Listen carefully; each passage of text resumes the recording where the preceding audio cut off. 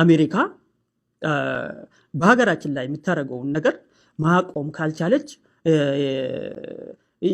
የፈለገውን እርምጃ መውሰድ እንችላለን ማለት ነው። በተለይ ኢትዮጵያኖች የትም እና የትም የሚኖሩት አሁን ለምሳሌ አሜሪካ ምን አላትና ነው እኛ ላይ ጫና መፍጠር የምትችለው? ምንም የላትም። እኔ የዛሬ 10 ዓመት አካባቢ አሜሪካ ነገር ሄጄ ነበር። አሜሪካ ነገር ሄጄ አንድ ቀን ከዲሲ ወጥቼ ምግብ እንኳን የለም። በአሜሪካ እንጀራ የለም፣ ሽሮ በለው ሽሮ የለም፣ ዶሮ ወጥ በለው ዶሮ ወጥ የለም።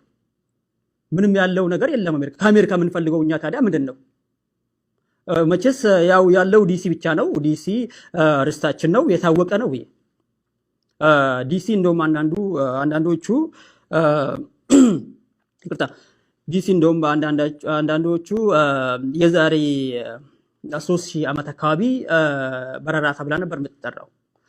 ግን እውነተኛ ታሪክ እንደማሳየው የዛሬ 3000 ዓመት ለመጀመሪያ ጊዜ ዲሲ ላይ የሰፈረው አንድ አበሻ ነበር።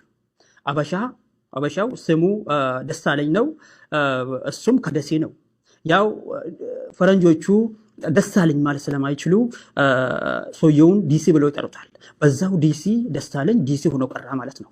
ስለዚህ ዲሲ የኛ ነው፣ አሜሪካ ምንም አይመለከታትም። እና እኛ ከዲሲ ምንድነው የምንፈልገው? ምንም የምንፈልገው ነገር የለም ማለት ነው።